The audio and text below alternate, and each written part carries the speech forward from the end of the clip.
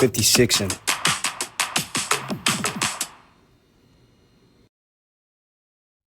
Welcome back, everybody. Another episode of 56ing. Me and my boy BJ. What's up, baby? What's up, bro? Well, it's a hot day. It's a hot day, and the mustache is still looking clean. Still looking clean, bro. Mm-hmm. Looking like a firefighter out here. You see your boy? Yep, that's a hard line. That's the hard line, bro. Yeah, you're welcome. Have we talked about the haircut with the hard line, bro, and where it came from and why I did it? I'm sure we mentioned it at some point. And continue to do so many years later. One of the biggest life lessons I ever gave you. All right. Quick recap, and then we'll get into the episode because we did not talk about this. Many years ago, when I was a very young, fresh-faced deputy. Oh, dude, hold on. Do I have a photo of us? Hold on. Oh, yeah, stand by. I think we do. I clean my phone regularly now because I got too much shit on here. I definitely don't. I don't have it on here. That's all right. Anyway, I used to rock a shaved head and contacts.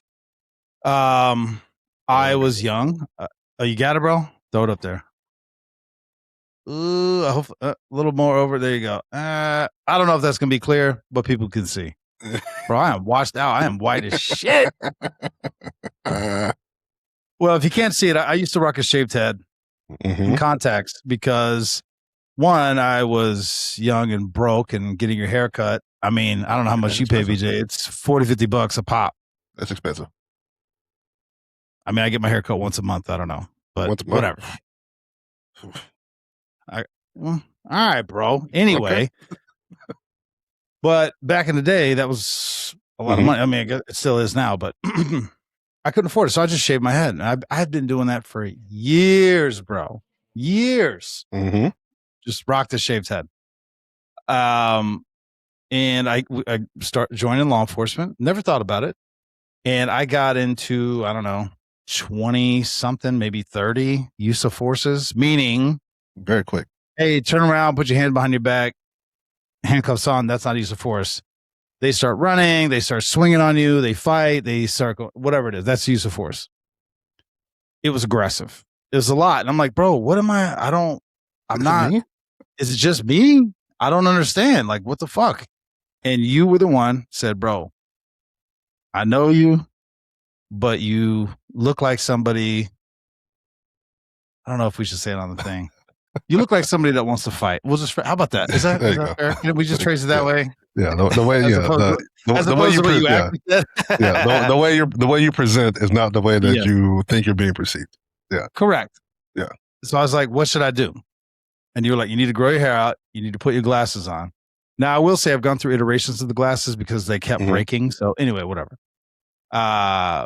The first initial set of glasses were not great. The thin titanium with just the glasses. Oh, bro, I look like a villain from a comic book. And I can only imagine when I'm trying to interview somebody and it like glints the light or something, what I look like. Anyway, but so I did, and I went through that real stupid phase where your hair's kind of fluffy. And then I found myself a barber, Ed. Shout out Ed in Tampa. Love that guy. And I said, BJ, what kind of haircut should I get? You're like, you need to get a bald fade to a hard line with a comb over. And I was like, I didn't even understand the words I was saying. I said them to Ed. He's like, do you even know what you're saying? I was like, no. He's like, all right, well, your hair's not long enough for a comb over, but I can give you a bald fade. And are you sure you want a hard line? I was like, yeah, yes, I do. I have not been in a use of force. I mean, I've tased people, stuff like that, but nothing like the numbers went from like 30 to 3 since I started letting my hair just grow out. Same part. I think people don't understand the way you present yourself. The way you present yourself, it matters. It matters. I will say too, you're not in control of how you get the reaction. How you perceived. Yeah. I was in the barbershop today. That's why I'm pointing out. And there was a high school kid, and he had that stupid, what do they call it, the Edward or whatever the fuck it's called, with a stupid mushroom hair. I don't even know what the fuck I'm saying. Whatever the fuck it is, it looks stupid. And the mom is like, I don't know what to do, but not whatever this is. I don't like it. I don't like it. And I guess he was in high school, maybe middle school. So the kid's looking around, he looks at me, he goes, I want that one. And I looked over at him, I was like, yeah, but you ain't got a beard yet. I mean, we're in a barbershop, bro. You're going to get heat. That's light heat. That's a slow roast. That's a minimum roast. But yeah, so ever since then. So yeah, for those listening, you find yourself getting perceived incorrectly, maybe change your appearance. Because literally nothing about what I did changed. Not one thing. How I talk to people, how I would investigate things. I can't change the way my size, obviously, as I intimidate everybody with my size. We have talked about that many times. Still bothers me to this day. How can I intimidate you with my size? I'm sitting down. Too big in the chair, bro. I mean, it's not my fault. I'm sitting down and we're eye level. There's nothing I can do about that.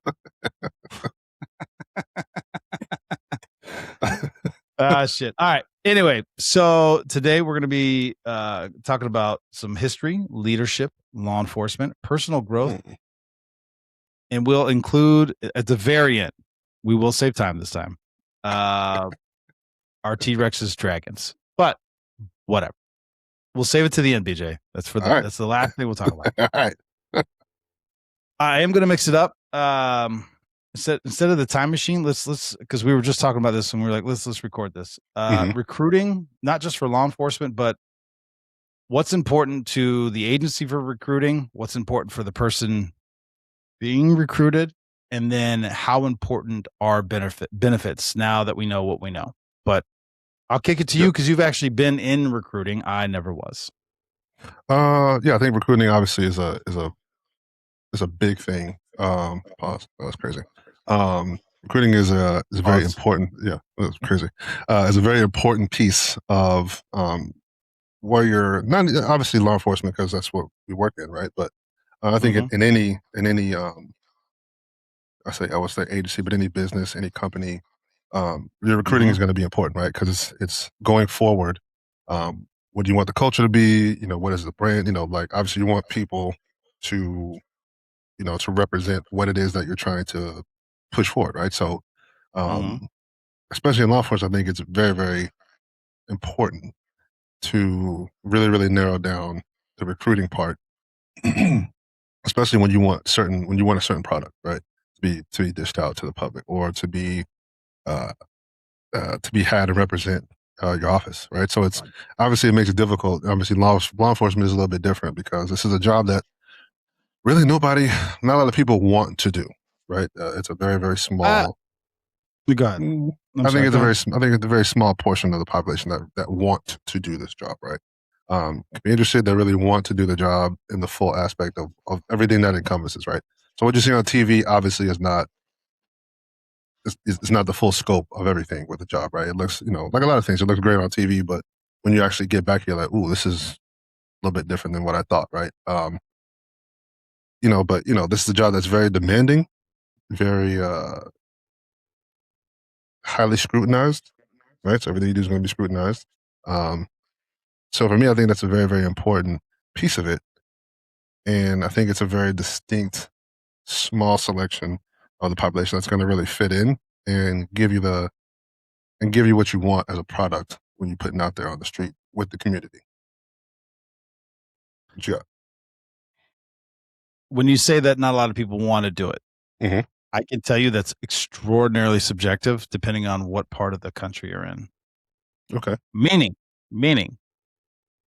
New York City, Mass State Police, they have 20,000 applicants a year, every year, year over year, doesn't fucking matter. Interesting. I don't know 100% why. It's incredibly difficult. The bureaucracy is fucking out of this world. We've had several New York City cops. Matter of fact, we haven't had any Mass State troopers. I need to work on that. I do know some. It's hard when people are still in law enforcement. They don't want to be on a podcast. And you definitely don't want to talk to anyone who's in what are they called? The public with a PIO. What the fuck are they called? PI, public relations, public information officer. Yeah. You don't want anybody on that because they're just going to give you the company line. You don't want that shit, dude. But they 20,000 year over year, bro. Interesting. Yes. Oh, well, you go to other agencies where they're like, we can't find anybody that has even the inkling one that wants to do it. And the ones that want to do it, it's like, bro, what do you do? It's either A, you can't even, like, I'm trying not to be super mean. You can't do a single push-up. Uh-huh. What are you doing? No. Or my man, you got like 5 arrests. Yeah, like, sir or ma'am. Yeah, no. See what I'm saying? Yeah. But in Mass in New York City, people wait years. They will have careers 5, 6, 7 years in, and New York City PD or Mass State Police will say, hey, congrats, you're coming into the next training class. We'll see you in 2 weeks. They'll quit their job and go. Really? It's like that, bro. Interesting. So now, this trickles into the second part of the question. Mm-hmm. The benefits, right? Well, yeah. No, I was going to. I wonder. Let's pause. Let's get to that because let's talk about what's important to the agency, and then we'll talk about the benefits. Yes, we'll get to that. Right. So I know I'm sure every agency faces this, right? Vacancies and, the amount of people that you have to do the job, right? So I know every agency is battling attrition. They're battling, the natural attrition. Obviously, we're talking about people who do their full career, they retire. Then you have the ones who unfortunately make some kind of mistake, they get fired, or people who leave just for, change of lifestyle, change of whatever. They have that wasn't what they thought it was. Maybe they just, maybe they just don't want to do it anymore. All kinds of reasons why people leave the profession. And obviously every agency is going to be dealing with that. That's not uncommon. That's across the board everywhere. Yeah. Everything, right? That's any company really. But obviously, like we talked about in the beginning, this is a very highly scrutinized profession, just in general, right? You could do 1,000 things right, and then you do one messed up thing or make one mistake, and that's whole spot's blown up, and all the things you've done before that are kind of like null and void, unfortunately. But I will say in battling that, trying to get around that and also demand the type of product that you're putting out, right? I think that's the difficult part, and saying, hey, we need to fill these vacancies for whatever the reason is, but we're also demanding a level of service and a level of output, a level of product. How do we get to that point when, let's just say, for example, this is obviously just off the top of my head, right? Let's say, for example, if you're an employer who has 200 vacancies, and you only get 75 applications a year, or you're only allowed to take 75, spaces. Like, how do you get around that? How do you make up those numbers? What does that look like? And I think that's the challenge for, obviously, maybe not Mass State Police, right? I was like, but I think that's a challenge for a lot of agencies. I would say more so than not. I think that's what every agency is probably going to be battling across the board. So how do we get around that piece of it? I will say the people who do it best, the United States Marine Corps, they have never once. Now listen, some old head Marines might be listening, be like, "Oh, back in my day, they used to shoot us 7 times in the rib cage, and then we still have to go run 8 miles." Got it.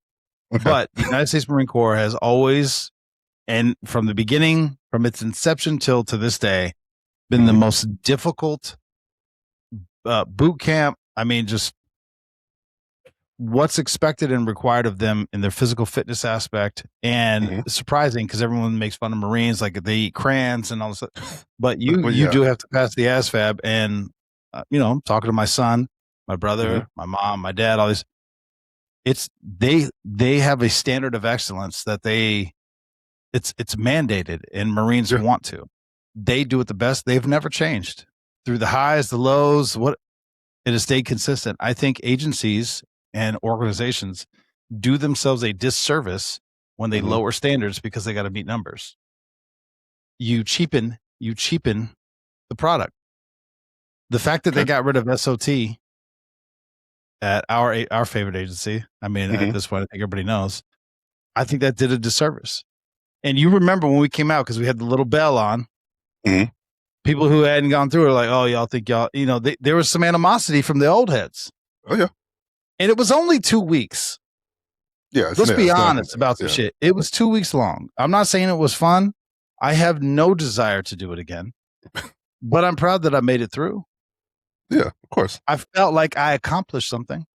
And I think in that small scope or that vacuum, I think it accomplished what it needed to accomplish, because there was some people who rang out within, like, I think we had one ring out in 45 minutes, like not even the whole day. Nah, I'm out, bro.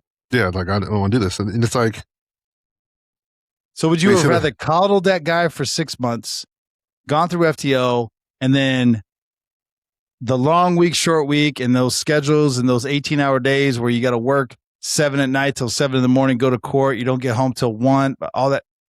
Then, so would you have rather invested all that time or spend 45 minutes on day one going, yeah, it's not from, and there's nothing wrong. It's not for everyone. It 100% is not. It is a hard, dangerous. I don't think people give it the respect it deserves. People who don't know what it entails, because you know what? I would love to have. We got to figure that part out too. I'd love to have someone who has nothing to do with law enforcement say, like, what do you think law enforcement is? Like, what do you think they do? What is your perception? So what is your perspective? Because it's not just traffic tickets and arresting people and violating people's civil rights. People don't know their civil rights. That's a whole nother thing. That's an episode in and of itself. They don't even know their rights. But you're like a guidance counselor. You're a mentor. You're a mentee. And sometimes, being 6'5", 300 definitely helps. But you can't just throw your weight around. You learn how to read people, how to talk to people, talk to a wide variety of cultures, religions. Because all this shit comes into play, bro. And I was just watching. Some TV show. I can't remember what it was, but long story short, I knew this just right off the bat. The dude is like, "Oh, you smell like you smell like you're drunk. Your breath smells like you're drunk." And it was like the dude was going into a diabetic shock. I'm like, I remember that shit because I dealt with it. I mean, you got to learn so much shit. Like what does a stroke look like? The average person has no fucking idea. No idea. And I can tell you this: they didn't teach us what stroke looks like. unless you, I don't know. I came across it in the field, and I'm like, "What the fuck is going on? Is this dude on drugs? No, he's having a stroke." You're like, "Oh shit, I had no idea what that was." Yeah. I have no idea. See what I mean? Like, you have to just, and then on top of that, you get. I can't remember who it was. Which one of our Mount Rushmores, but you were meeting people on their worst day. That is the worst day of their life, and you're there for it. We do that every single day. We're there for their worst moment in their life. Somebody died. They're going to jail. They lost control of their emotions. Whatever the fuck's going on. You're there for their worst moment, their lowest moment. Day in and day out. It begins to change and potentially warp your perception on how people are. I think it was, we were in that one meeting where, I can't remember, bro. It was a whole thing, and they had some guy come talk to us, and they're like, when I say Boy Scout, leader or whatever, everyone, he goes, yeah, because the ones that you've dealt with did some sort of nefarious activity. He goes, do you have any idea that there's like 100,000 Boy Scout troopers, like masters or whatever they are? Yeah. And everyone went, oh, yeah, but you've dealt with 3 who did wrong. Yeah. These are the only ones that you know. Yeah. That's all you know. So now you have broad brush painted all of them. Yeah. Begins to warp your perspective. 100%. We're getting off topic though. No, yeah, we are a little bit, but it's important. In fact, but it factors in, right? In the sense of that you want, I guess, to bring people into your agency, to your organization that have some level of background, some level of mental capacity, emotional intelligence, all kinds of, you want that full gamut of everything to be able to do this job in a sense that's not gonna, to be aware of like, hey, it's one thing for people to say like, oh, I'm not, people have their, what do you call it, implicit biases. People have their biases, right? But you got to be able to get outside of that and get around that to be able to do it properly. And the biggest thing that I ever took from, I think this was my undergrad. No, this was my master's. One of the books I read, and I've always and I thought this was great to take with you is that every cop, we'll just say for the broad stroke, every cop should do his job in a way that elicits help from the public should he or she need it. Right? Yeah, I think that's correct. That's and I tell all the young guys that. So listen, the way you treat people is is probably the most important thing you could be doing on a day-to-day basis. It's not, pulling people over. It's not writing tickets. It's not, just dealing with people on a day-to-day basis properly and treating them with respect and kindness and humanity is going to go so much further than, you jumping over fences and chasing bad guys down the back alley, right? Because here's a scenario, right? That can happen, and you're going to be in a fight for your life, and because you were on your beat and in your area and you treated everybody with respect, they will help you if you need it, or you'll be able to go to, the neighborhood and say, hey, I'm looking for this person, or hey, I'm looking for this type of information, and they'll give it to you because you treated them with respect and you were nice and you were humble and you were whatever. So that goes a long way. But you want those types of people in your recruiting to be able to further that. And that's the difficult part, right? So when you're battling, attrition and you're battling, all these things, it's like, how can you demand a certain level of product, but at the same time, you got to fill these spaces? I still stand by you shouldn't lower your standards. I'm going to stand by that. You either work with other agencies, become more efficient, use technology, whatever the thought process is. You can't say lower. You have to say expand. It's fucking lower. When you go from hey, you got to do 20 push-ups, 5 pull-ups, and run a mile and a half in fucking 16 minutes, to hey, can you pass this test and can you do 5 push-ups, bro? This job comes with a level. When you start diminishing those things, that's when people get scared. That's when people pull their gun when they otherwise wouldn't. If they were, we've talked about this stuff about physical fitness and law enforcement. Yep. Yeah. Mm-hmm. Anyway, let's touch on the benefits if it's okay, because benefits are expensive. Mm-hmm. People need to understand this concept. And I can talk about when I was thinking of leaving federal law. You know what? I'll do that.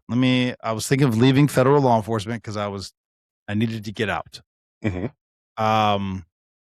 This was my former agency, the United States Secret Service. And I saw my son 3 times his senior year of high school. And I was like, I can't do this. It wasn't worth it to me anymore. Yeah. I was losing my relationship with my children. I've talked about this a few times, but I don't think I've talked about this next part. So I had, my buddy who, I said, hey man, I'm looking for a job in the private sector. He goes, all right, just send me your comp package. Send me all your stuff. He goes, and give me a day or two. He called me back in like 2 or 3 hours. He was like, is this for real? I was like, yeah, what are you talking about? He goes, are you fucking kidding me right now? I was like, bro, what's happening? I don't understand. What's happening? He's like, all right, well, let me tell you this. He goes, 1, bullshit, but fine. He goes, do you know how much I spend on health insurance? I was like, I don't know. I spend like $200-$300 a month. He goes, I spend $40,000 a year. I was like, for real? Why? It's not funny, but I'm like, damn, why? That's crazy. He goes, and it's not as good as yours. It's number 1. He goes, all right, so if you want to take a private job, they need to give you $750,000 day 1 to match your pension, because private sector doesn't do fucking pensions. It's not a thing. He goes, then you need to be making close to $350,000 a year to match all the other shit you got going on, because you're not going to find anything that remotely matches what you got going on, period, the end. He goes, so yeah, that's what he goes. Basically, my advice to you is don't do this. Don't leave. I was like, I didn't know it was like that, because it doesn't feel like that in my pockets. Yeah, exactly. When my paycheck hits, my paycheck doesn't hit and I make $350,000. It doesn't. It doesn't like correlate. No. But he's like, I had no idea it was this ridiculous. He goes, now I understand why people are so angry. I was like, what do you want me to say? I don't know. What do you want me to say? So yeah, benefits, extraordinarily important. I will, you know what? Let me give you one caveat. I worked as a manager for Abercrombie & Fitch. With the shell necklace on? Oh, buddy, I had the biggest perk. Actually, you're gonna laugh. The biggest perk is I got to wear flip flops to work. Which, I love wearing my flip flops. I couldn't even wear their clothing. I had to wear American Eagle clothing, and all the other managers were like, "Bro, are you shitting me?" I was like, "Y'all don't make shit big enough."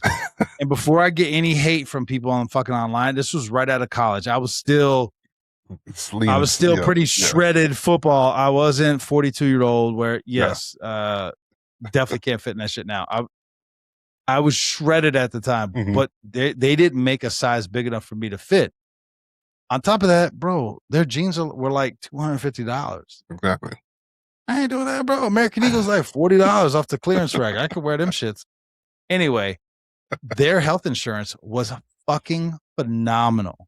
I had no idea. It was, I didn't know it at the time. I know it now. But so you can still find some places. Starbucks also. You can work part-time and still get full benefits. No shit. Anyway, we're getting offline. Benefits are vastly important, and I think they are more important than salary at this point. Ooh. I can tell you to your face that is what I'm telling you is true. No, I hear you. I'm processing what you're saying. A lot. Okay. Interesting. You, sir, are actually worth more than what you think you are. Oh yeah, I know. Oh, with your training and your experience. Oh yeah, I know. Holy fuck, bro. You know what? Let me flip that a little bit. I don't think people in law enforcement realize their value. There needs to be like a resume building class or something for people who retire, because they're like, oh, everything I've done is good. Like it's almost like they don't see their value. And private sector, you just have to do your resume correctly. I highly recommend AI, ChatGPT, Perplexity, I don't know, whatever, all the fuck, I don't know. There's so many fucking. Put in all your experience and then have it formulate it for whatever company you're applying for. Because I'm telling you, you don't even understand your value. Like, anyway, maybe that might be, that might be another show. We talk about that kind of stuff, but that's a straight tales one. You're worth more than what you get paid every month. I hope you understand that. Yeah.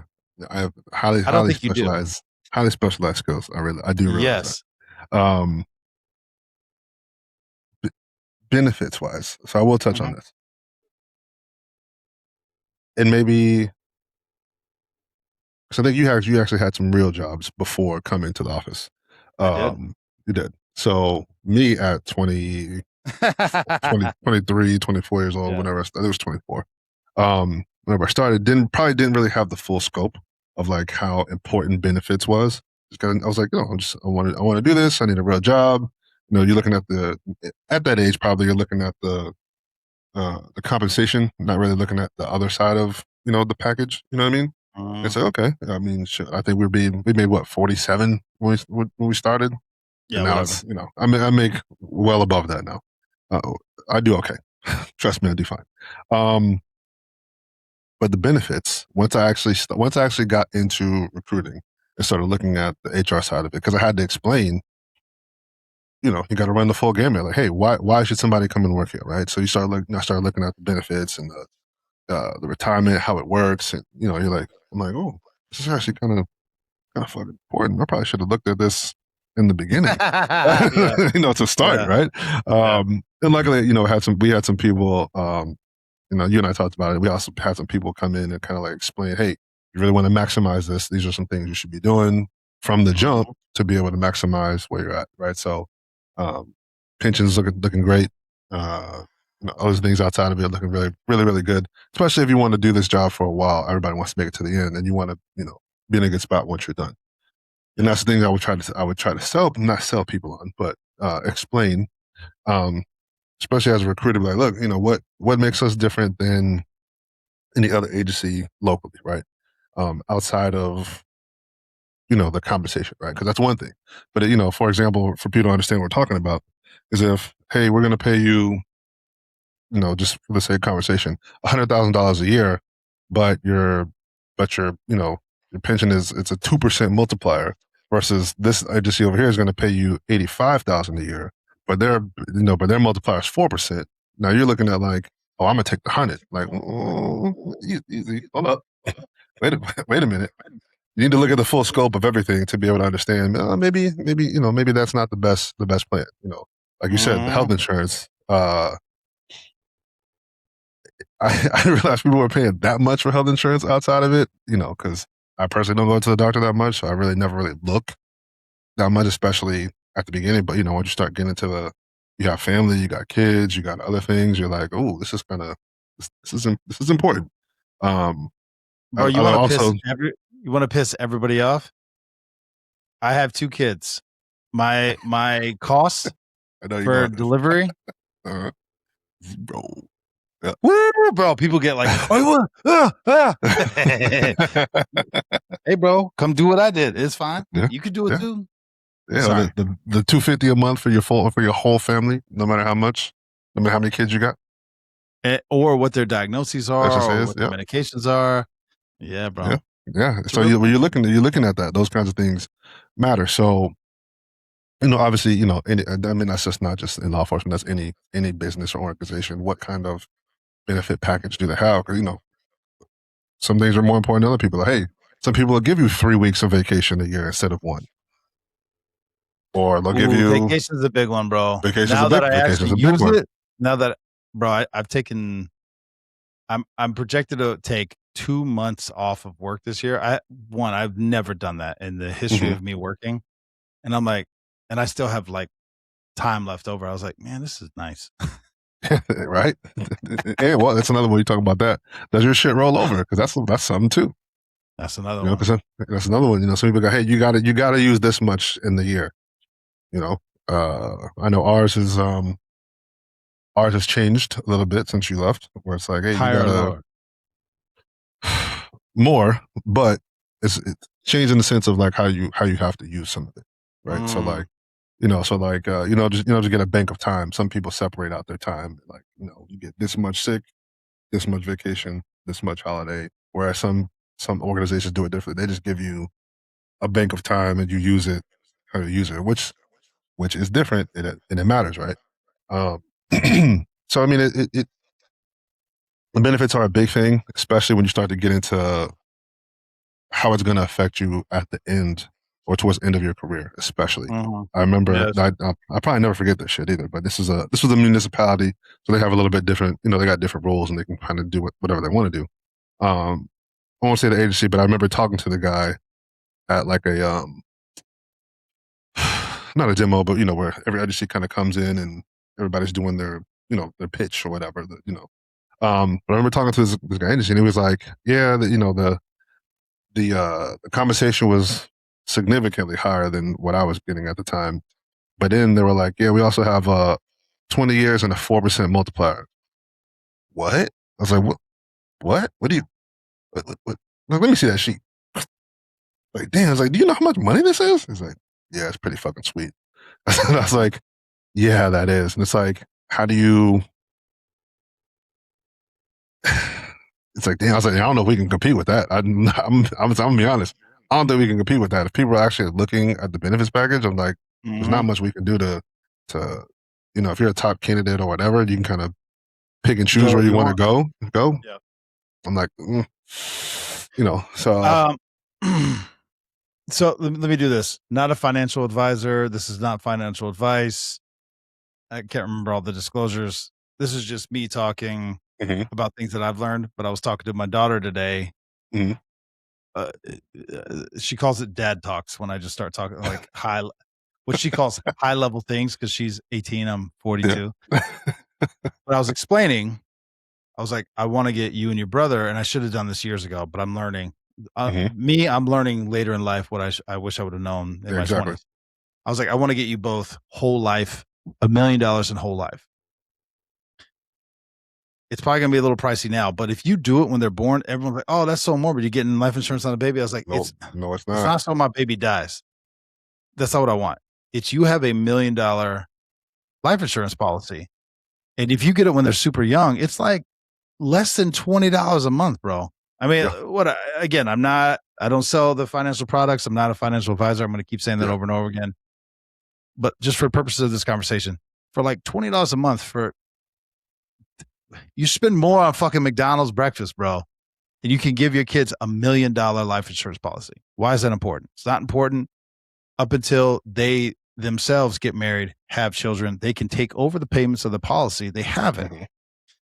So if something happens to them, they'll know that their family is okay, right? I spend a shitload of money on life insurance because I got my shit way too late and I'm old and my body's broken and I'm not the premier preferred candidate. I don't know anybody on the planet who is other than kids, whatever. And it lasts you your entire life till you're 99 years old. You live to 99, the life insurance company will cut you a check for $1 million and send it to you. Now, you're 99, whatever. But for financial planning purposes, and see, this is the problem. I never talk to my kids this way. I now think this way. I was like, yes, you want to leave a legacy for your children. Let's say, BJ, you have a son.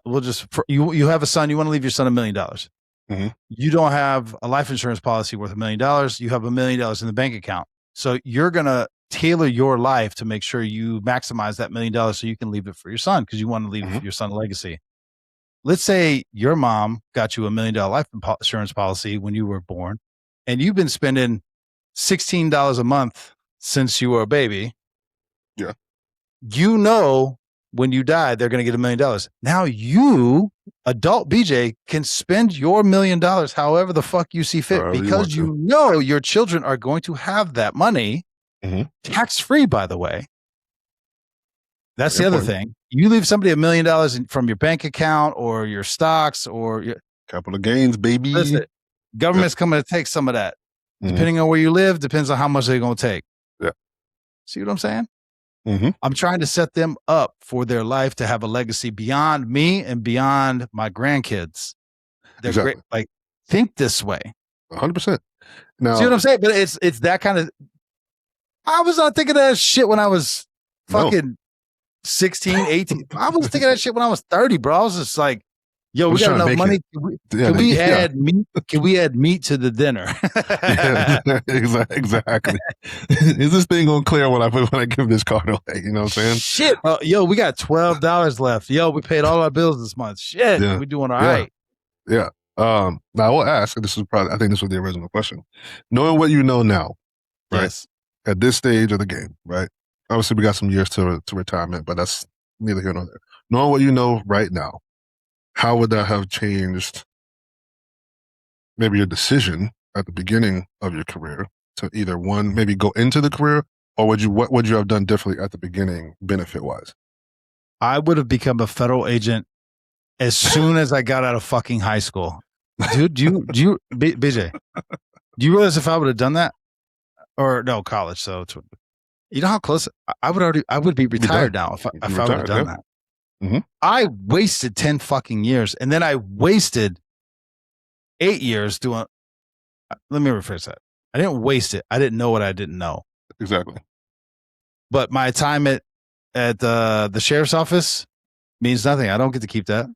My time as a state trooper, I get nothing for that. All the money I got nothing for that. I think I got like 10, 15 grand. I don't know, whatever. Yeah, whatever. Meaning for my pension, because they, hey, you're done. You're not retiring here. You're not vested. Yeah. You're done. You're done. I got nothing to show for it. So now here I am. I'm 42, bro. I still got 10 more years, bro. I got 10 more fucking years, bro. I'm like, that factors in, brother. That factors in. And I look at a buddy of mine, his dad. I'm not gonna say names because I don't think he wants it, but this dude, when I met him, I'm like, I respect everything this dude has 3 pensions. I know a couple people like that. Military, post office, Mhm. and Secret Service. He gets 3 pensions plus because he was in the military. He's got VA benefits for life, so he'll be fine, bro.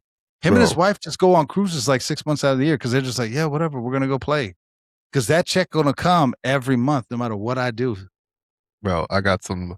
Oh, Again, and I'll say this. I say this all the time. My only one and only regret in life is not going to the military. Mine too, bro. Out of high school, pissed. or it isn't because I didn't understand the full scope of what the benefits were going to be, or what they offered, even at that time, or how it was going to play out down the road. Right? I have guys on my team who are got their 100%, even that fucking 60%.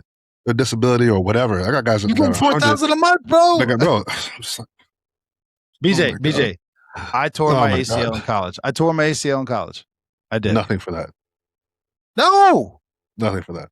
I had 2 surgeries in college. I tore my knee up twice in college. Nothing to show for it. If I would have done that in the military, bro, I'd be 100%. I'd be getting $4,000 a month. Or I'm saying numbers I don't actually know. Because those. Yeah, but you know that number actually might be. That number actually might be low. I don't know. Listen, the point is, if I'd be getting something, I'd be getting something. People poo-poo the military. People poo-poo law enforcement. I will say this. You know what?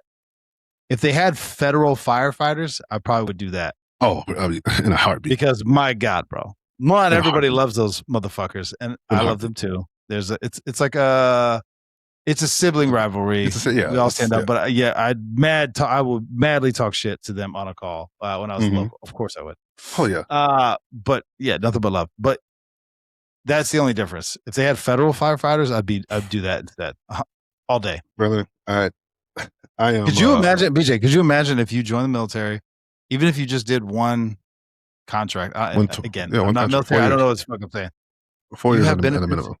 You're a veteran. Your name goes on top of the pile whenever you apply for anything because you have veteran status. You get VA loans to buy a house. You get VA loans to start a business. Bro, I tell my son all the time because he's like, man, I'm not really doing a lot. I was like, no. Your life is going to be so much different than mine. Just fine, brother. You're just fine. You just don't see it yet. You don't understand. You're just fine, brother. You're in a great spot. You're in a wonderful pocket right now. You're good. Yeah, You're son, good. I have a master's degree and almost 20 years of law enforcement experience. If we apply for the same job, they will look at you first because you're a veteran. And you're a Marine. And a Marine Corps veteran. And you have a very and because of your job, your MOS. Very specific job. But yeah. Yes. Yeah, man. I guess we're not recruiting for the military, but for those listening who are like, I don't know what I want to do with my life, go to the military. Pick one. Pick any brand. Don't matter, bro. Listen, you will not regret. It's like it's one of those things where it's like, yeah, even if you have a bad workout or whatever, like you won't regret that you went and did it. I think this is about. I feel the same way probably about the military. You might not like it. You may not like your time in it. Whatever, but you will not. Once you get done and the benefits start rolling in, you will not regret doing that. Can I be morbid for 1 second? And if I need to edit it, tell me I should edit it out. Because my son and I were talking about this because he was like, I want to be a Marine, and we had all these talks. Real talk. It's like, Dad, what if I die in war? I said, look, son, one, none of us controls that shit. When it's your time, it's your time. Don't matter what you do. Mm-hmm. I said, I think the worst thing that could ever happen to somebody is you die doing something you hate. Meaning you're driving to some job you fucking hate or whatever it is you're doing. You fucking hate it. And that's how you go out. I said, you die. I'm not saying that he wants to. So this is where it gets a little more, but I said, but you die for your country.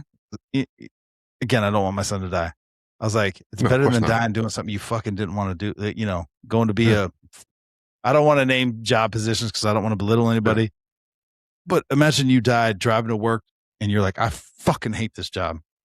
And boom, you get to, because when it's your time, bro, people talk, we've had plenty of soldiers on here that were in war, bullets flying by.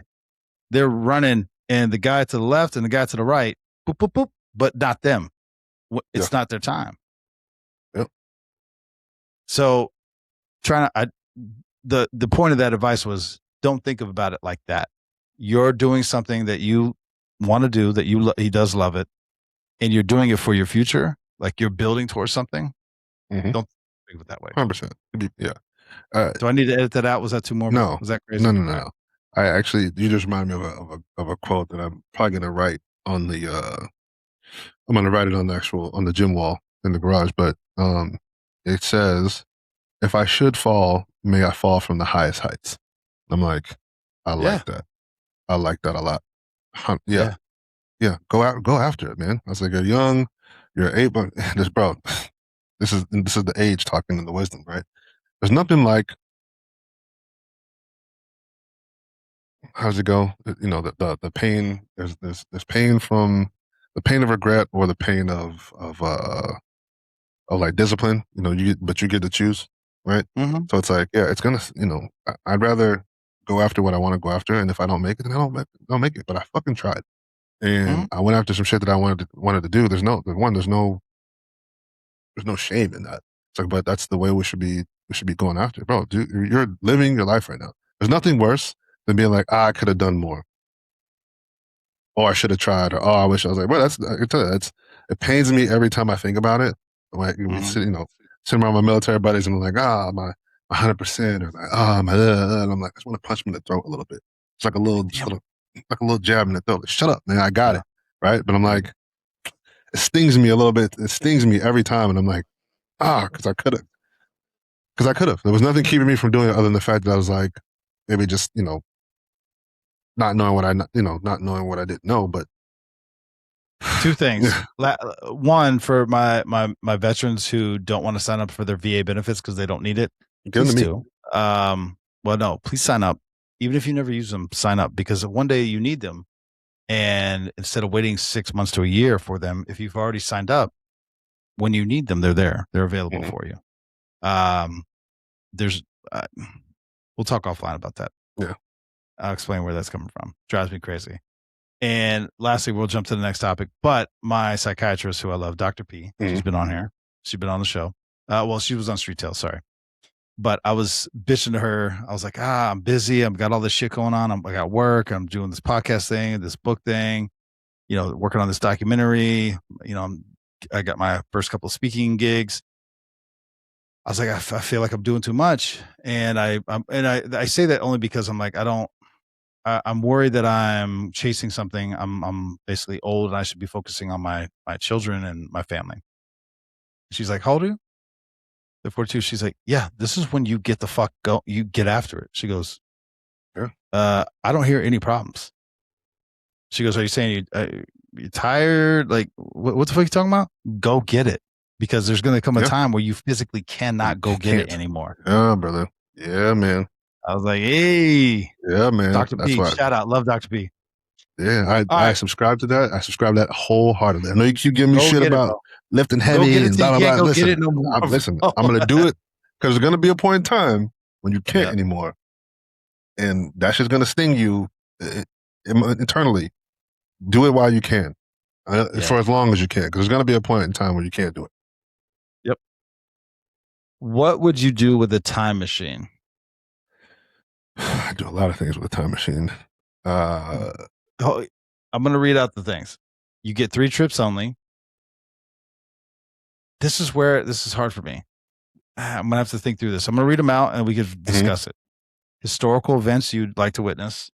Personal moment you'd like to revisit. Future destination you'd like to visit. Would you want to change history or only observe it?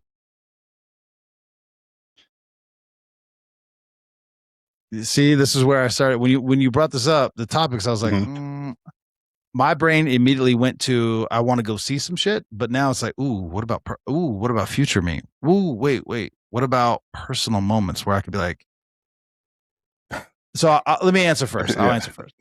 Historically, I would just want to see. I don't want to change nothing because I don't, I watch Rick and Morty. I don't want those meatball guys coming to fuck me up, fuck with the time. I don't want to get fucked up. And for those of you who don't know, watch Rick and Morty. It's great. Yeah. They drop science on you. So I'd love to go see a bunch of different historical moments. More than 3. Let's phrase it that way. Yeah, more than 3. Because I can only pick 3. But if I could only pick 3, I want to see how the pyramids were built. Now, this is the problem. Do you have to know? Or can I just say, I want to see the pyramids being built? Because who knows? We don't know. We kept saying 2,000, 7,000. Now it's up to like 15 to 20,000. I'd love to see the pyramids being built. I think you would just say, you would tell the time machine, I want to see the pyramids being built, and it would just take you to whenever. For purposes of this conversation, whenever that is. I'd love to see that. I'd love to see the time period and what led to like Genghis Khan and what that was like, because a lot of it gets lost in history. Like he's the people that we kind of idolize now is like, are they worthy of our idolization? Yeah. How much of that is embellished and how much is that is? Yeah, bro. Yeah. And then just again, this would be I'd have to be in like a protective bubble, but I want to see how big were the fucking dinosaurs, bro. For real. Okay. That's it. I just want to see. Because think about it, we talked about this before. Cavemen were out there hunting these motherfuckers. They had sticks and stones and they were killing them. So what were they? I just want to see that time period. Also, we didn't put any specifications on how long we could hang out. I don't know. We didn't. No. We didn't put that on. But if it was personal stuff, so historical stuff, I don't want to change. Personal stuff, 100%. But bro, stop being dumb. Go do this. Oh yeah, that would be different, bro. Historical. I want to see the pyramids being built. Right. I also want to see the creation of humanity. I want to see the creation of humans. Okay. I want to see what that was, what's happening, what's going on. I just want to see it. Right. I also want to. This is interesting. Would you change it though? So this is not one of the things I would change per se. Because bootstrap paradox and all that kind of paradoxes and shit. Probably, I'll leave the changing things to the personal side. Right. Quantum paradox. Got it. I don't want to get into all that shit. That's a whole nother thing. I don't want to get hit up by the TVA or the meatball guys, right? I don't want the meatball guys, bro. Yeah. Also, we'll save the changing things to personal stuff. Yeah. What's that? The pyramids, beginning of humanity, and I also want to see. I want to see the beginning of the country of the United States of North America. I want to see the beginning of it. We're not talking about that on this show. I know where you're going with it. I didn't say anything. I just want to. I know you didn't, but fine. Fair enough. I just want to see it. I just want to see it. I just want to see. All right. I want to see what's going on. And personal thing. We're just doing one personal thing. Well, that's the problem. There's only do 3. My theory would be middle school me, because that was a dark time. Senior in high school me, because that's when I made a life choice. I made a drastic life choice. I was either going to go to the military or college, and my parents were like, "You're going to fucking college." Whatever. I ended up the way I ended up, but yeah. And then I would like to talk to 26-year-old me. That's it so far. Okay. We haven't tapped into the future stuff yet, but go ahead. Yeah. High school me for sure. Especially at that, that senior year age, whatever. I wonder if high school me would even listen. That's the problem. I was a dick. I was an asshole, bro. Yeah, high school me I got to go back to and try to talk some sense into myself. I might have to choke. Yeah, I might have to choke myself out, bro. Bro. It's you're going to do what I'm telling you. You're going to do what I'm telling you to do. I'm telling you right now, goddammit. I'd have to back. Okay. High school, senior year, high school me. Actually, you know what? Freshman year, high school me. I'll go back to that. My freshman year was I'll go back to that one. It's not, but I would say that's the beginning of high school. I would have taken it. Not that I didn't take it serious. I would have taken it a lot more serious and fair enough. I would have really used it to my advantage in the full scope that I could have. Right.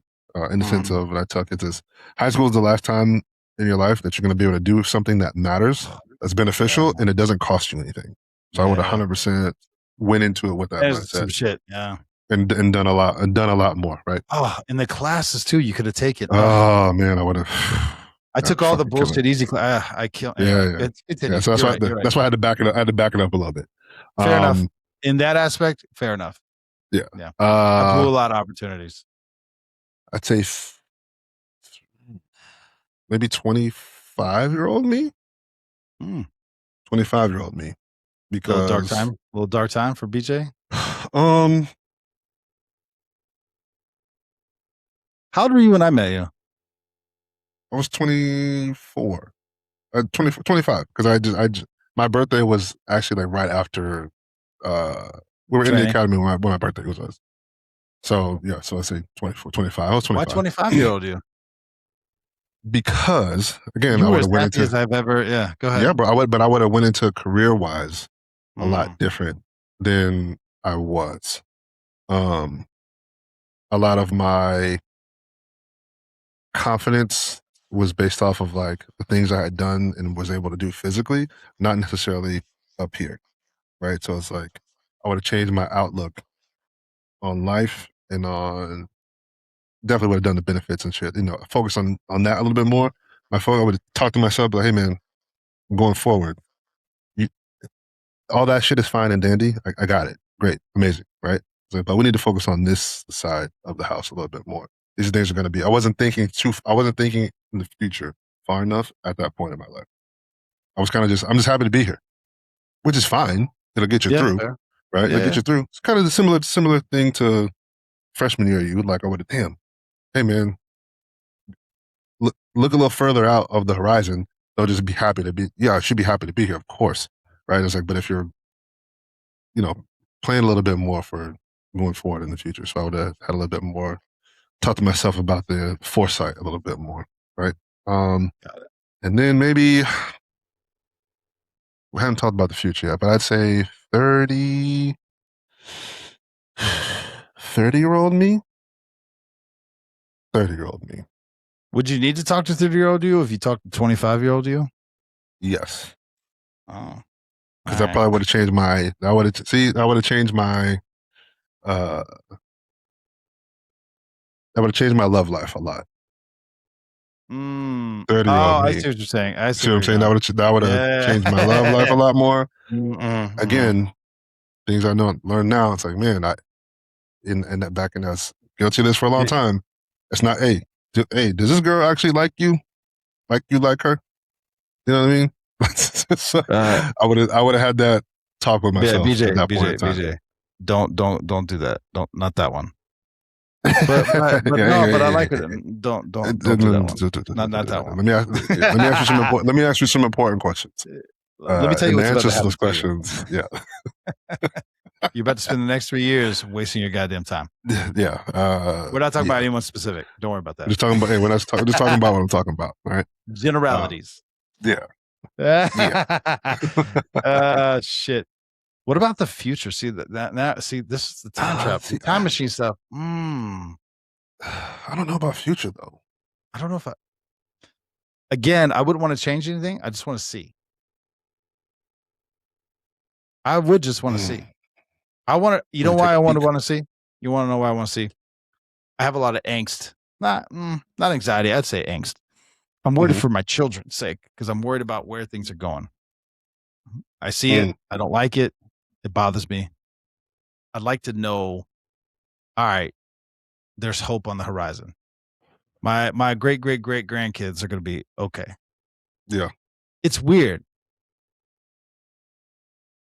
I just want to know everything's going to be okay. And I don't know that I need 3 different times in history. You know what? I don't know if I need 3, but definitely 2.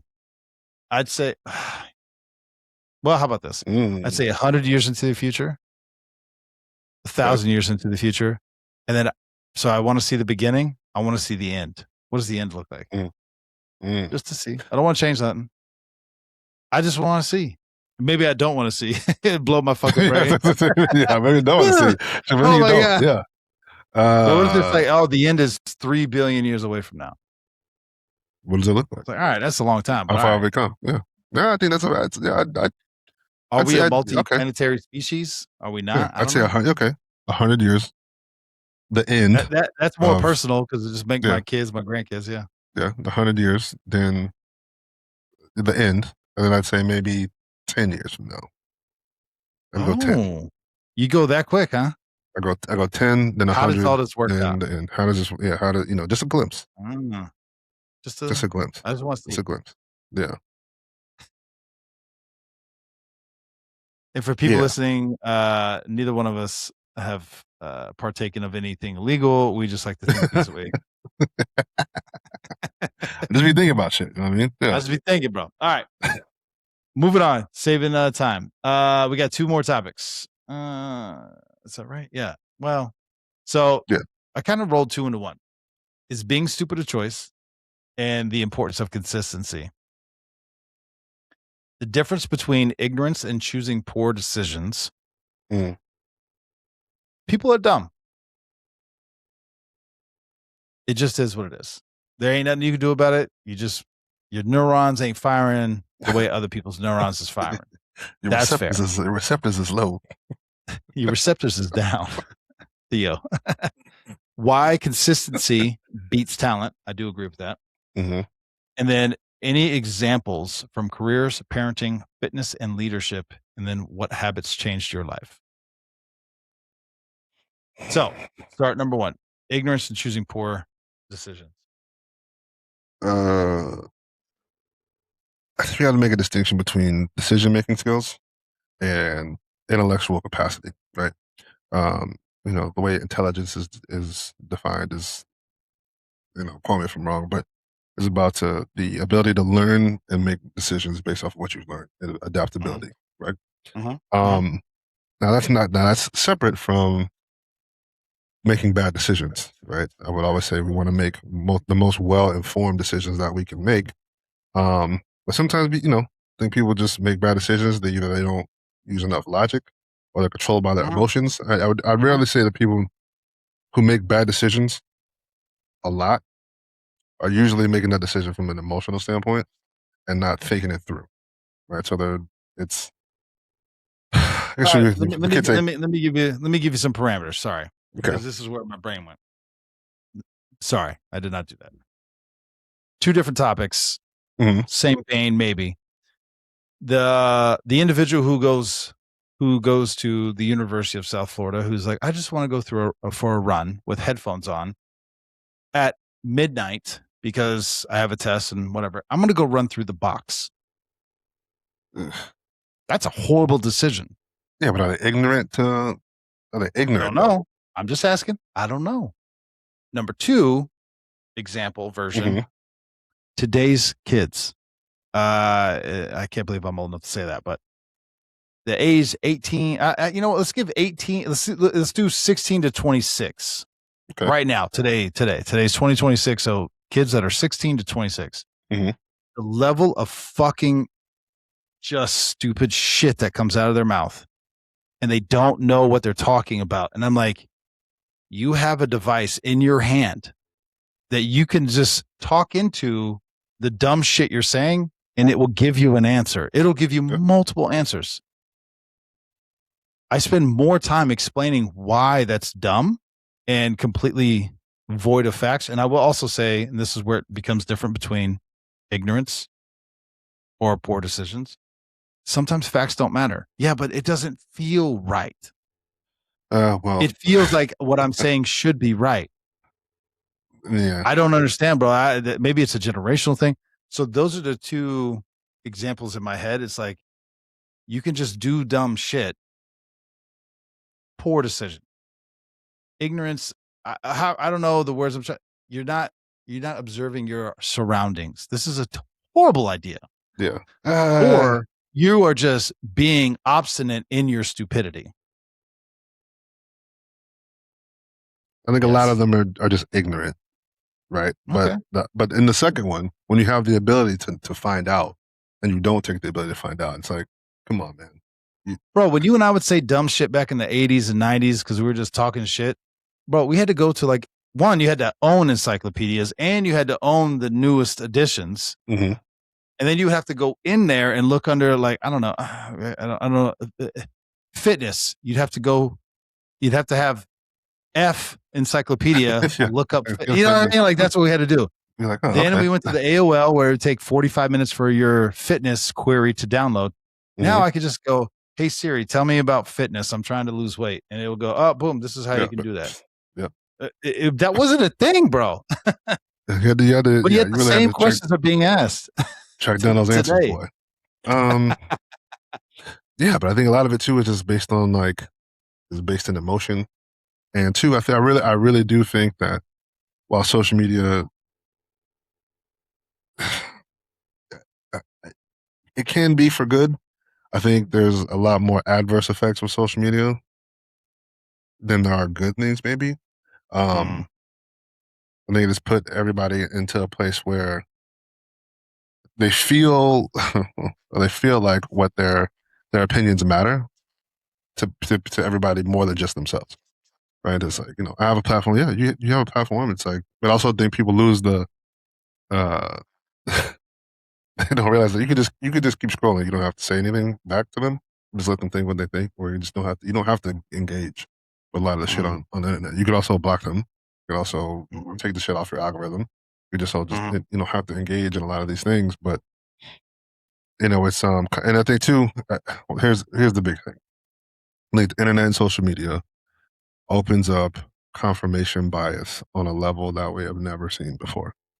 Right. So now it's like, even though I feel like this should be right, I'm going to go search and find things and people who also feel the same way that I feel, so we can talk about how we feel about things together and reinforce those things. Where it's like, it's a lot more difficult to do that when you have to just sit there and you have to explain and own up to whatever it is you're thinking, what you're saying, right? For example, the Earth is flat, right? You have a whole section of people who think the Earth is flat, or the globers or whatever. It's like, but it's so easy to find other people to do that, where you can just say, oh, well, this person explained it for me.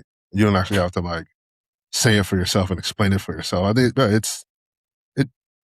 I'm quietly a quiet observer on the confirmation bias in social media, and it's very interesting to me. Very, very interesting. So I'm having these conversations with my daughter a lot more. And some of this stuff we've talked about offline. Mm-hmm. But she wants to be a veterinarian. And that's a 8 to 10 year track. More if you have some sort of specialty. There's a bunch of other stuff. She's learning all this stuff now. Mm-hmm. And the reality of it is hitting. One, it's incredibly expensive. Two, it's a lot of, you're going to give up the next 8 to 10 years of your youth from 18 to 28, potentially, for this track to do this, because passion, you love, all this stuff's great. Mm-hmm. I said, so remember this, because she's dealing with kids now in her age group that, they see, I'm trying not to be political about it, but I said, you're going to get to a stage where you remember that when you're 28 now, because you dedicated your youth to this. I said, so when you're in your late 30s, 40s, and you're making very good money and all this other stuff, and people want to take it from you or say that you were born with a silver spoon in your mouth, or they forget, they have no idea the struggle that it took for you to get there, what you gave up in order to accomplish this, because you wanted the lifestyle that it affords to, and two, you enjoy that path.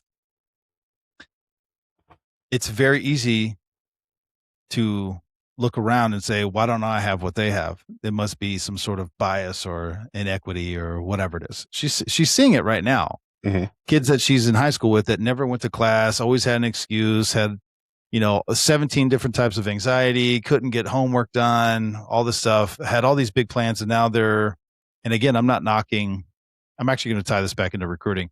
They're waiting tables and they're not going to college, or they're not going to the military. They're probably going to live with their parents for the next 10 to 15 years, unless something else. You see what I'm saying? Yep. But she's off and running. Mm-hmm. She's taking a shot. She's putting herself in debt. She's sacrificing her youth to go chase this dream. And I said, and when it comes to fruition, remember that, because you're going to have every generation has these fucking arguments. Now, I'm not knocking the service industry, because I think it's vitally important. And I didn't bring this up in our recruiting conversation. But I cannot tell you how many law enforcement, corporate, all this stuff, they all like, oh, guys, we got a new recruiting push. We're going to go after college-educated student athletes. No shit. Everyone on the fucking planet does the same goddamn thing. Yeah. Yeah. Okay. I think we should be, as a industry, law profession, service industry, my friend.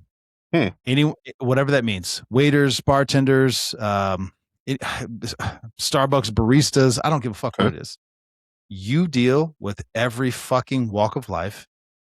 People that are super nice, generous. You deal with people like, I want a half calf, no foam, extra whip, quarter pack of Splenda, whatever the fuck your stupid drink is. And then they'll smell it and be like, that doesn't smell half calf. The fuck does half calf? You're dealing with assholes, and you have to keep your composure because that's your. You see what I'm saying? Like, you deal with that level of bullshit every day.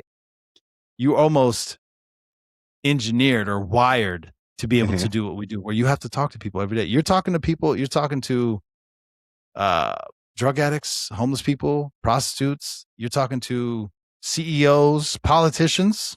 Yeah. You know what I'm talking about on that one. You're talking to all walks of life in law enforcement. Service industry, you do the exact same thing.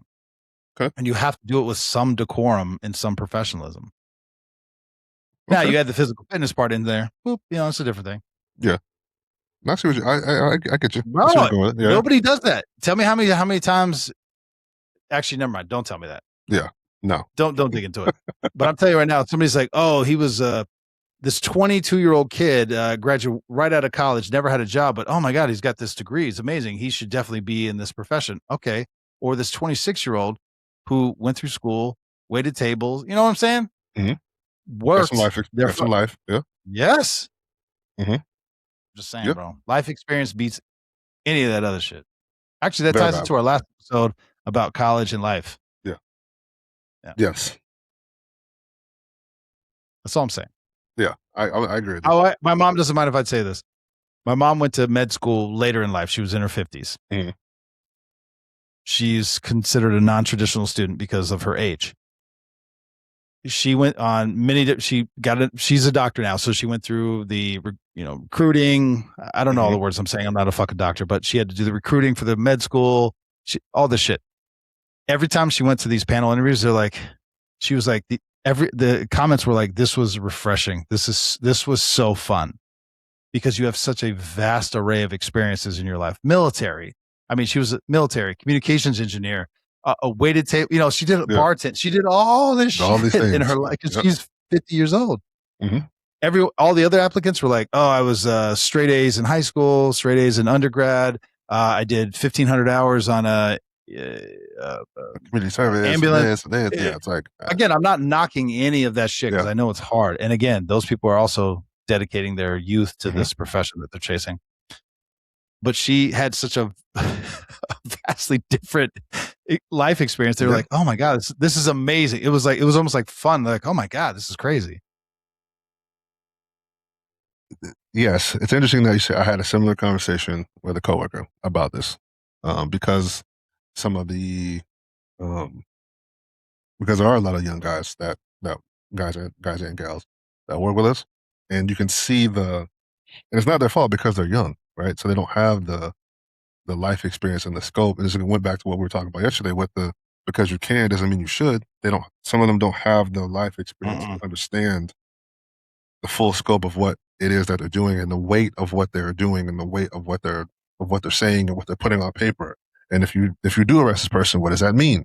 Do you need to arrest them? Is this one of those things where, hey, a good talking to will, suffice? You know what I mean? So, but there is something to be said about life experience. And like I said, I say this all the time, experience is a luxury not granted to everybody. It really isn't. It's not. You're very fortunate to have experience and wisdom. Because there's a lot of people who make mistakes and do things that don't recover. Like the consequence is sometimes you're not here no more. Yeah, that's true. So there's something to be said about that. I want to say we're coming up on our time. We can save it, or consistency beats talent. in what habits changed your life, pooling from our experiences, our careers, parenting, fitness, leadership, things like that. Go ahead. Let's save that one. Let's jump into it. Let's finish off with T-Rex.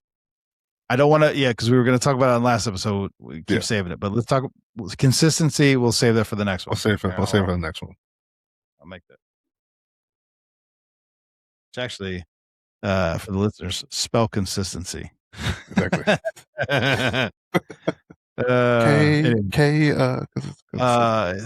Is there a Z in there? All right. Go ahead with your theory on T-Rex as a dragon, bro. All right. So, go ahead.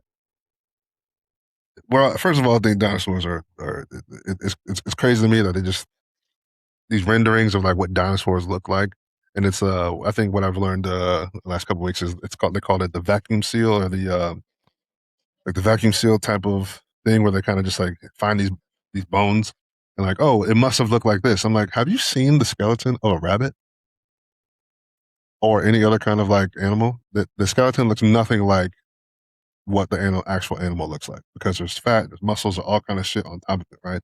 If you looked at the skeleton of a rabbit, you'd be highly surprised at what it actually looks like. There's no way you would be like, this is what this is, right? So hear me out. If you look at like a chicken, right? See the little nubby things on a chicken? They actually have wings on the end of it. My thing is the good high likelihood that T-Rex bones are actually fucking dragons. You mean to tell me that this big 12, how huge this thing is, and just had these tiny little arms? Come on, man. They serve no purpose. They can't do nothing with no purpose at all. You can't do anything. They're just there. It's like, come on, bro. Nah. T-Rexes are fucking dragons. It's way more likely to me that there was wings on any of those things than there was, the wings that are made up of skin and fascia and muscle and all kind of shit versus just little nubby bones. Like, come on, get the fuck out of here. So we'll wrap it up with this. I want to be very skeptical, as you know, and my face says. But during that time period, and I've never had it. I don't think I've ever heard anyone have this specific conversation that we're having. I've had people talk about that time period, and I don't even know what I'm saying, like Cretaceous, and I don't know any of that shit.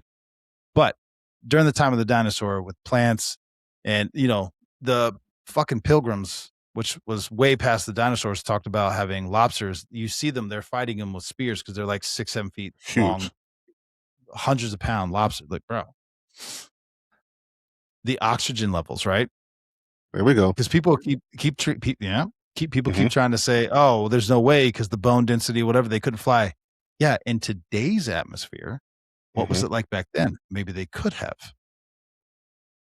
Plus, the Earth was a lot hotter, so you had all those thermals, right? People, maybe they were gliding. I don't fucking know. I do also find it interesting.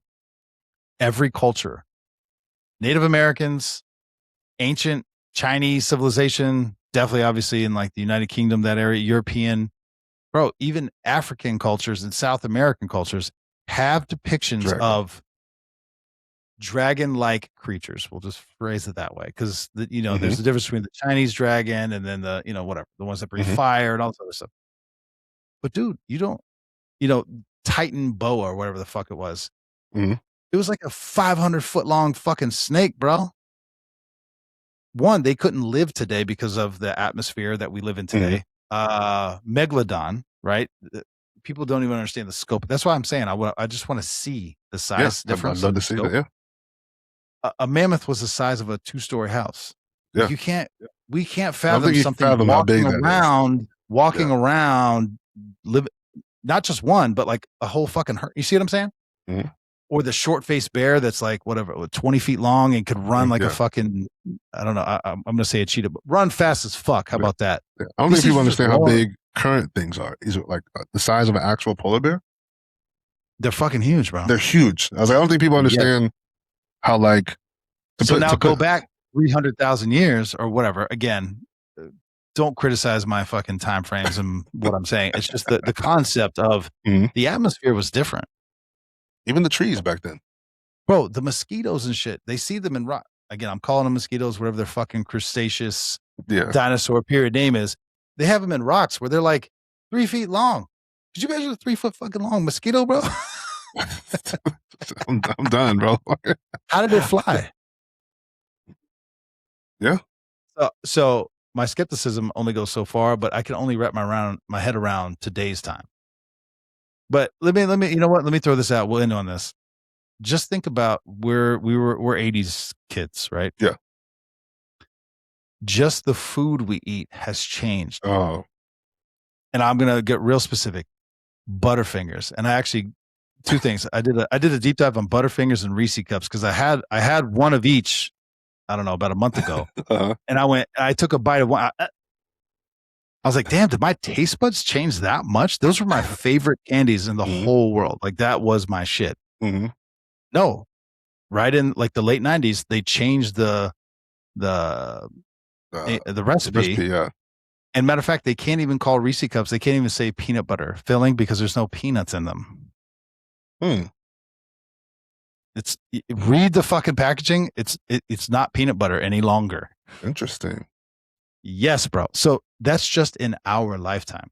Oh, so many things. I send them to you on TikTok and shit, whatever, like 80s and 90s foods that were popular and now have one either disappeared or they're not like that anymore. I remember thinking clear Coca-Cola was like, this is amazing. That died. I also remember talking to my dad when they started selling bottled water. I was like, this is dumb. Why would you pay for water? You just get it out of the sink. This is the dumbest thing I've ever seen. Who's going to spend money on this? And now? Exactly. Bro, see what I'm saying? Exactly. That's just an hour of 40 years. Now add 300,000 years. Yeah. Bro, I'm telling you, I don't know. That's why I just want to see the beginning in a certain periods of time. Like I just want to see what's happening.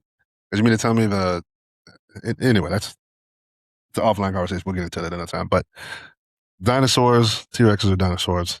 And to be honest, I've been dragons. Or dragons, but also too, the size of trees, a lot of these things that are like petrified or these mountains that don't make sense, whatever. Well, I think the size of things, one, has decreased a lot because of the amount of oxygen in the atmosphere.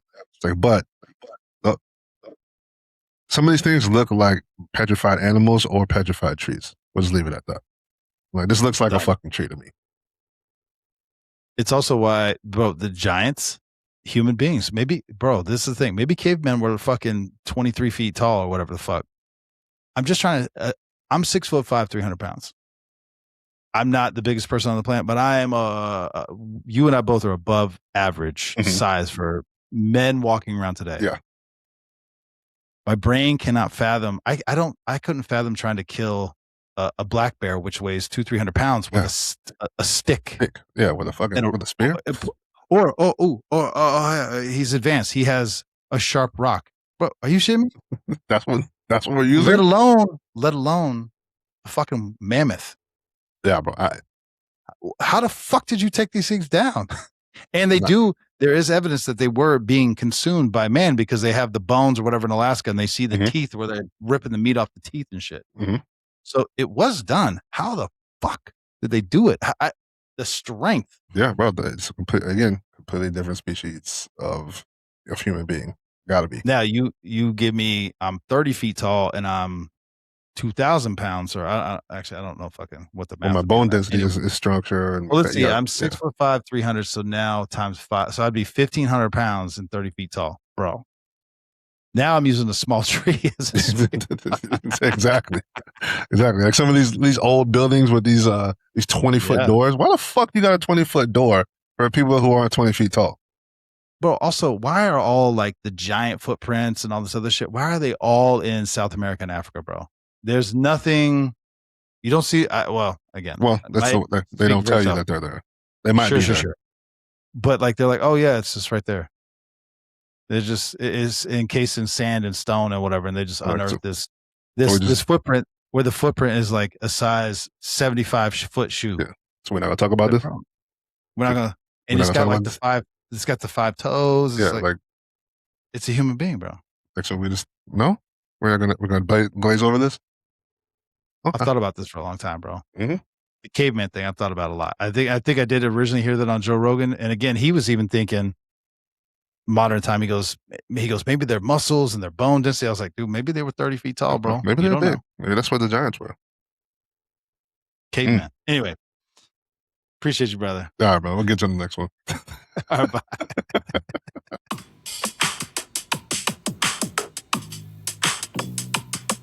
Fifty Sixin.